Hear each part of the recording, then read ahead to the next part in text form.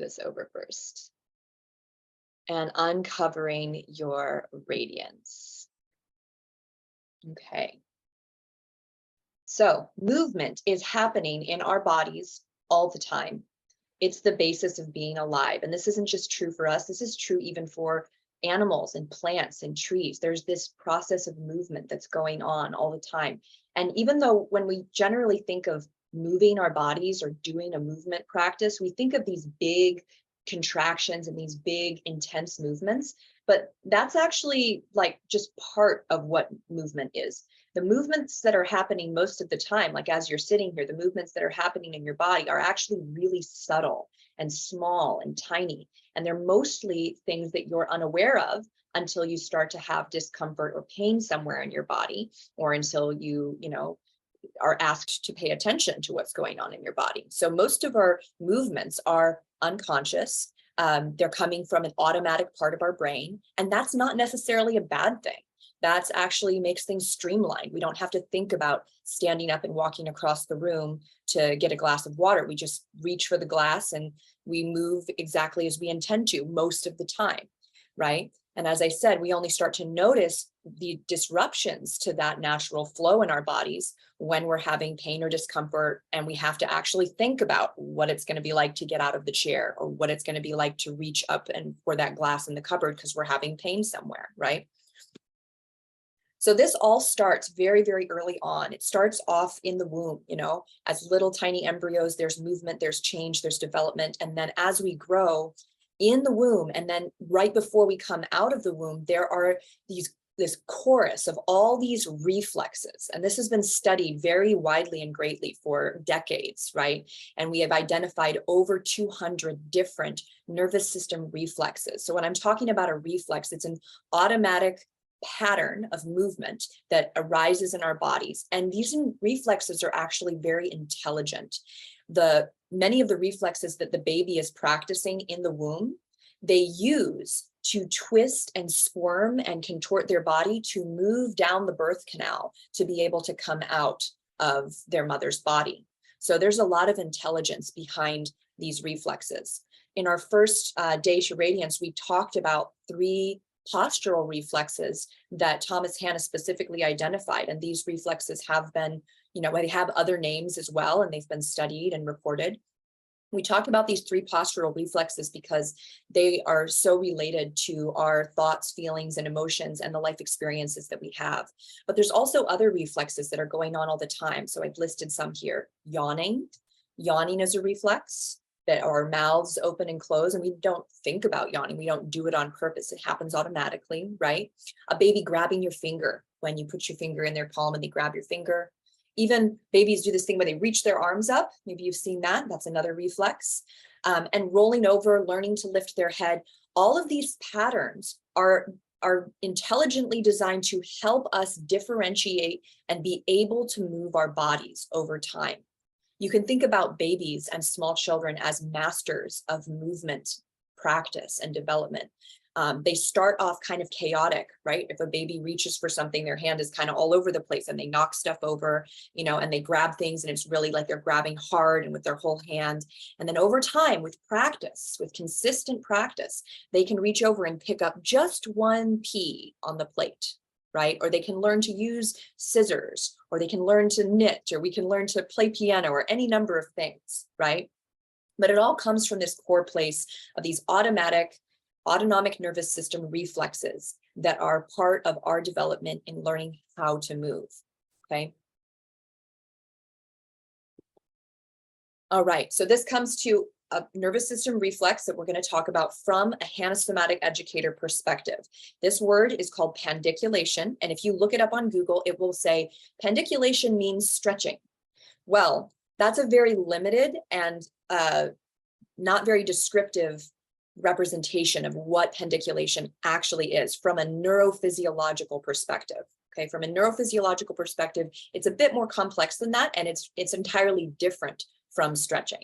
So what we're practicing when we're doing these somatic movements, you did it yesterday, it's not really like stretching at all. It's almost like the inverse of stretching or something, right? So look at the lion over here. Do you think that the lion is stretching their belly? Or is the lion contracting its back and then slowly releasing it? And then doing the other side, contracting its stomach when cats do that arching thing, right? And then slowly releasing it. Animals actually do this all the time. It's called pendiculation, yawning, going back to that, that's a pendiculation. We open our mouths and then slowly release out. You know, nobody ever releases a yawn fast. It's a slow release. And this is involuntary. Most pendiculations that we do are involuntary. It's a reflex. And what this reflex actually does is it resets the muscle tension in our bodies. That's why dogs and cats do it all the time. They've been laying down for a while, not moving, in a specific position. And while they were lying there was still contraction going on that held them, that got them in that position. And then they stand up to go walk around. Before they do, a dog does these stretching things, but it's not, is it stretching? It's pendiculating. That's what they're actually doing, right?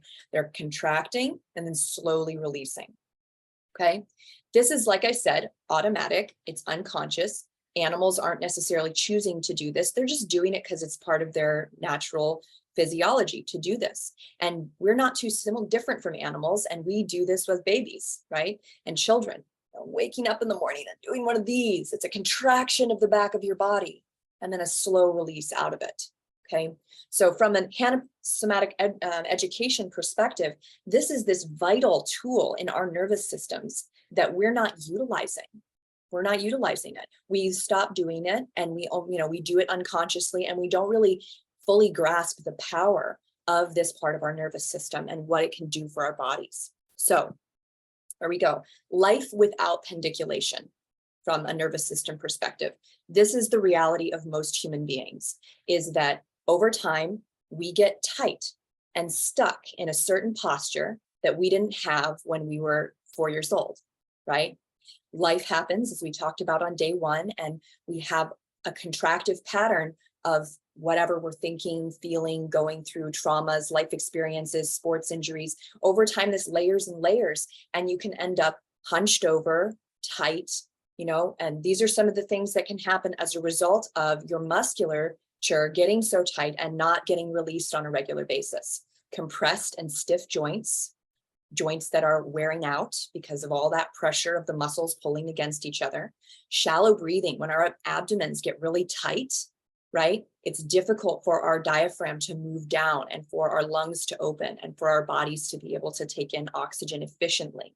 There's pressure on our bones. My dad really does believe that, hanasomatic education is what kept my grandmother from breaking bones in her 90s when she would fall out of bed. Because 5 years previously, when she hadn't done any hanasomatics with him, she fell out of bed and broke her rib. Well, when I was caring for her 5 years later, I watched her fall multiple times, like slam against the floor. It was totally scary. And she didn't break anything. But at that point, she had had a lot of this muscular release work. And so the tension that she was carrying in her body was significantly lower than it was 5 years ago, right? We can get nerve damage when our muscles are impinging on our nerves, right? We can also get our bulging discs and get our bones out of alignment when the muscles are pulling them out of alignment, right? It's one thing to go to a chiropractor and they can realign your bones, but why were the bones out of place to begin with? Probably because some muscles were pulling them out of alignment. If we don't fix what's going on in the muscles, that misalignment is probably going to return the next time that you experience a lot of stress or you do that activity that you're used to doing, right? We can get poor digestion because when our bodies are really tight, especially our abdomen, right? It's stressful. We feel tension in our bodies. It's a sign that something's not right and we're not feeling very safe. And that's going to activate our sympathetic nervous system. And it's going to keep us in this state of fight or flight where we're not able to break down and digest our food very properly. A lot of anxiety and depression is also, in my view, a somatic view, it's part of being stuck in our nervous system, right? When you think about anxious thoughts or depression, it really is, it's a stuckness that someone's experiencing. And our mental health is not just mental, it is happening in the physicality of our bodies. It is a physical experience when you're anxious or depressed, right? So having tightness and tension throughout your body based on different life experiences that may have occurred. This is going to come across, in your day-to-day life, maybe as anxious thoughts, depressive thoughts, and feelings like that. Once again, having all this contraction building up from all the things that ever happened to you, especially if you've been through significant traumas, people can feel really unsafe in their bodies. They don't trust that their bodies are a safe place to be because something happened there that was really upsetting and scary, and they're stuck in that memory. That memory may be literally stuck in their bodies as a muscular pattern, right? That's holding them tight in that area. You may be having even difficulty calming down easily and relaxing. So even there can be positive ways of feeling stress where you're really up and at it and go, go, go, right? And then it's really hard to like down regulate and calm yourself and actually be able to go to bed, even if it's positive stress, right? So this is what life is like without this necessary, powerful nervous system functioning that we have simply never really utilized as human beings so far, right? Dogs and cats are much wiser than us. They do it all the time. I want to give you some examples now because I've told you on the first 2 days about my story, but this is a powerful thing that I'm working really hard to spread and bring this method to other people. And it's been this grand experiment where you get to see like what this changes for people. It's like people's results are actually informing me of what it is this does, because I know from my perspective that every person is unique and every person has a different configuration in their body and a different thing that is going to arise as they start to unwrap and unwind the tension that they've been holding. So this is David. He did Radiance last year. He was in my program last year. He's 70 years old. He's a former mountaineer and he loves being outdoors. He's been active his whole life, very, very active guy. He's had 2 hip replacements. And when we started working together at the beginning of Radiance, he was having such pain in one of his hips that he thought it was wearing out. He'd had that hip replaced 10 years ago, but he was like, it's wearing out because I'm having this pain. I'm not able to hike. I'm not able to walk very well. And it was really bothering him. And hiking, moving around, that's his biggest passion. It's what he wanted to spend his retirement doing, was going on these beautiful hikes, right? He was having neck pain for multiple years that was actually causing his head to tilt to one side because all the muscles were contracted. And people were noticing, his friends and family were commenting on his head being tilted. He was distracted by this pain when he would turn and try to talk to people, at a social gathering. And David is very social. So this was really impinging on his life happiness, right? It was incredible. 5 weeks into the program, he was taking 5,000 steps at the zoo, pain-free, with his nephews and nieces. And I was amazed. And now, he says to me, I'll remind him occasionally, remember how afraid you were that you had to have another hip replacement? He's like, oh yeah, no, I'm fine. Apparently my hip is fine as long as I do my somatics. So his hip and his neck are no longer painful and distracting. And he's able to go on these hikes and do these things that he was struggling to do for about 2 years. And when he does have pain and discomfort, he knows how to release it instantly in the moment. Just that preventative movement, just like a cat or dog would do, right? He's wonderful, very experienced. He did a lot of other kinds of somatic work before he came into this, and this really changed things in a big way. So got a quote here from David. I have incorporated a variety of the movements into my daily life, and they have become my automatic response to tension. So again, like I was saying, real time, David's able to take care of his body and come out of the tension in the places where he tends to hold it. So David is able to do all the moving that he loves. He's hiking, he's swimming, he's weightlifting, he's gardening, and he can do little movements to release the tension immediately. He tells me these really cute stories about being in his garden and just feeling his back start to tighten up, and he does a little movement and it turns off. Next, we have Amanda, who is actually, she just finished the 3rd month. So she's in the support months of the 6-month program. And she's an operation manager for a financial tech company. She has a pretty high stress job. And she's a former gymnast and a yoga teacher.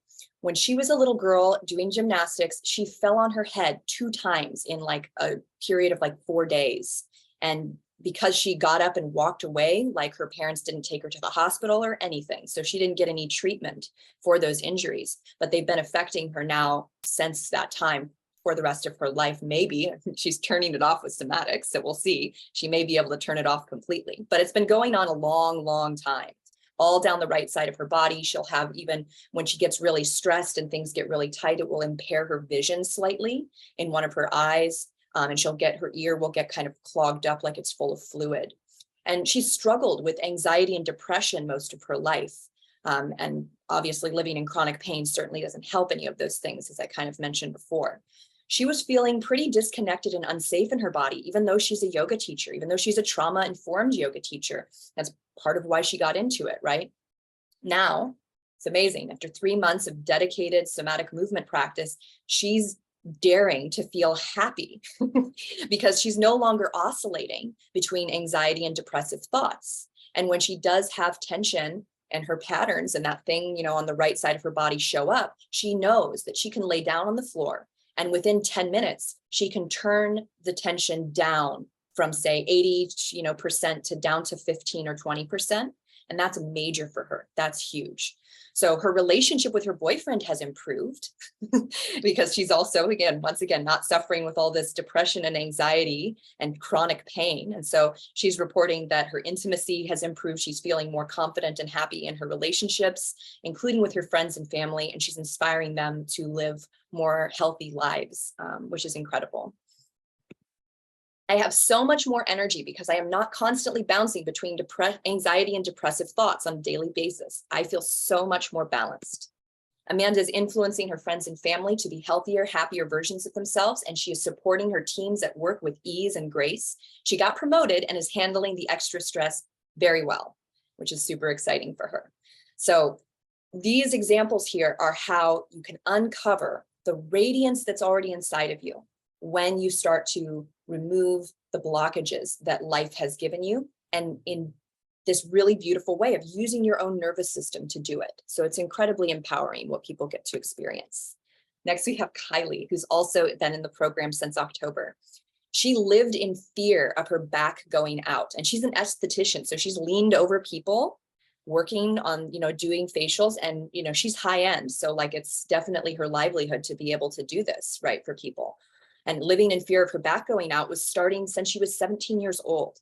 And she spent estimated over $60,000 at the chiropractor between 17 and 27. And when I met her, she was still having pain, discomfort, and a lot of fear about her back. So it didn't really change much.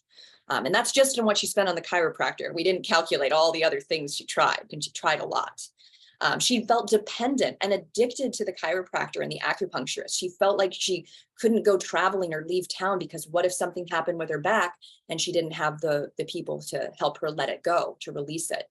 She also felt pretty fearful in her relationships. She had a lot of anxiety about her, relationship, even with her husband, who she's married to. She didn't feel secure. Even with her friendships, she often felt needy and like, she didn't really know whether people would like her. She always feared something bad was going to happen. She said, "I'm addicted to sadness," is something she discovered about herself during the 3 months, the first 3 months of the program. Now, I'm excited to say she feels really great in her body. She's in Costa Rica right now. She just sent me this picture. She's feeling confident that she can find relief from stress and pain. And she feels more confident and secure in her relationships. She's able to hold up really, healthy boundaries with her friends and with her husband. And she's not afraid, as she was living with so much fear. She's not afraid anymore because she knows that she can take care of herself, and she trusts that other people are able to do that too because of this experience. So she says, "I feel safer in my body knowing that life happens and pain will come, but now I have tools to unwind the pain on my own." This has been so major for her, and I'm celebrating her so much. Kylie is enjoying her life and her relationships. She's not afraid of getting old, which was a big fear that she had since she was 17. She was like, this is just what happens when you get old. I'm just going to be in pain all the time. At 17, she felt that way. Now she's excited and inspired to explore the next phase of her life, which is incredible. Jen did the program with David last year, and she's talked extensively about her experience because she's a success coach. And she had limited mobility in her arm and shoulder when we started. She had a kayaking accident, and she was just in chronic pain all the time and had been that way for a few years. And her mood and energy levels were greatly affected by this chronic pain that she was living with. And it was really hard because she had all of these powerful tools. She was NLP, really great mindset work that she does. She's an energy healer. She'd done all these things. And yet this persistent pain kind of kept feeling like keeping her down, right? And it took all this effort, using all her tools to try to deal with the consistent pain she was experiencing. She felt stiff, tight, and was afraid to be active because when she would do exercise, she would hurt even more, right? So she got mobility and strength back in her body. And by the end of month 3, she was feeling powerful and vibrant. The crazy thing is, though, that right at the end of month 3, she broke her arm in a freak accident with her dog, and it was discovered that she had stage 4 breast cancer, which was super sudden and startling, and very traumatic for her. And she went, in thinking she was going to get the bone in her arm, looked at, fixed, and they told her, you have to stay here for 2 weeks because you have cancer and it's serious and we need to address it, right? So she messaged me multiple times from the hospital telling me about what was going on with her arm and all the pain that she was in, from the break, and this new thing of suddenly finding out she had cancer. And I guided her through very specific movements that she could do with her arm and shoulder to get some relief just laying there in the hospital bed. And she took that and went with it. And she spent hours, just laying in bed, doing these tiny little movements with different areas in her body that were tensing up and were, the stress and the trauma of being in the hospital and all of this. And she was absolutely amazed. The doctors were amazed at how quickly she was able to move her arm, her broken arm and shoulder, and how relaxed her body was when they were helping to move and lift her. She was not tight and stiff. She was relaxed. And she kept telling them, oh yeah, I've been doing my Hannah somatics. And they're like, what's that? So it's been absolutely amazing to watch her journey, because she's still getting treatment for her cancer right now, but she's thriving even while living with cancer. She's going live, she's speaking to her audience, she's working with her clients, she's using this experience and all of the tools that she previously had to be an inspiration to others and really thrive during this super extremely difficult time. And she knows that the somatic work has made that possible for her. My doctors were amazed at how quickly I could move my arm. Multiple times a day I did the movements, and I was amazed at how grounded and able to cope with everything that I was. So I did an interview with her a couple of weeks ago on my Instagram where she talks more about this experience. It's been absolutely amazing to just see how she's utilized these tools and how they've helped her in this really challenging time in her life. She's inspiring her clients, astounding doctors, and living with grace and optimism. This is how her radiance is coming forth after this work. Beth. Yes, Beth and I were yoga teachers together in Australia. So she and I have known each other a while, and she has now become a physical therapist. So her background is in yoga. Now she's a physical therapist, and she just finished the 3rd month of the program. Right around the time that she became a physical therapist back in 2018, she fractured her hip in a bicycle accident, which was, as she put it, like a great way to learn about how to come out of pain as a physical therapist, like a real life experience for her.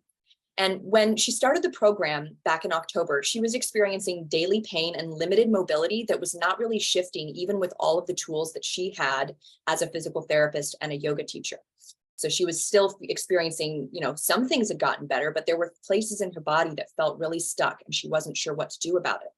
She had neck pain that made it difficult to sleep and also difficult to enjoy yoga. She was having a hard time even just laying in Savasana for long without a lot of support under her neck. She was unable to walk long distances, and this is hard for her because she loves walking. That's like her mode of transportation besides riding a bike. So now, after finishing the 3rd month of the program, Beth's tension and pain is dramatically increased, and she's walking long distances again. And if she starts to feel like things are getting tight, she knows that as soon as she gets home or finds a grassy spot to lay down, she can lay down and turn down or off the tension that's accumulating in her hip where she had the fracture, right?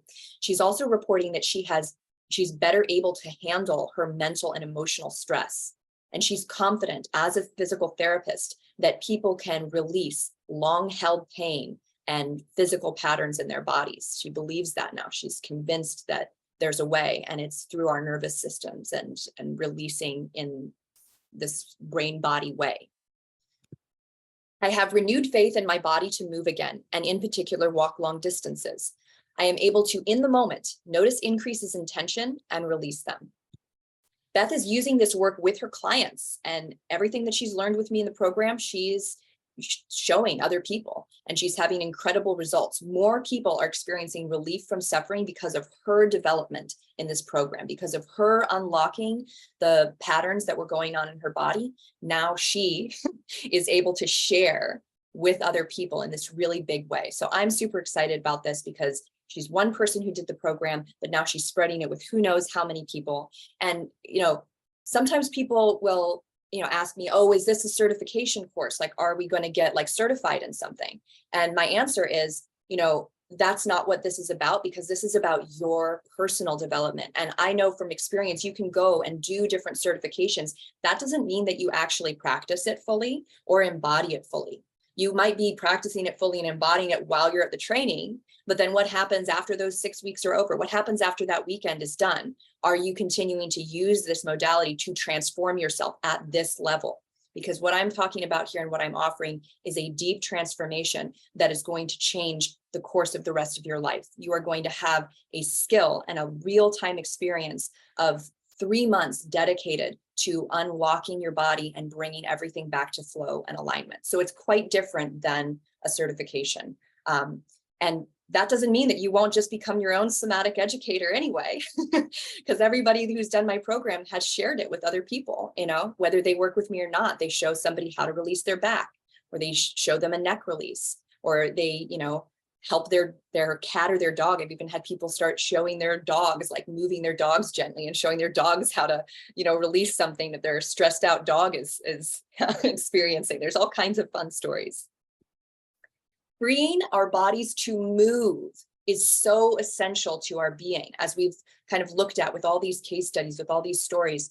When we're unable to move, that's not just a physical issue. It's a mental, emotional, and spiritual issue, where we're feeling constricted, where we're feeling confined, and we don't feel like there's freedom. We don't feel like there's choices or opportunities. And this can literally be like explained through your brain and the way that when we're moving, say walking, for example, functional walking is a cross-body, cross-brain pattern.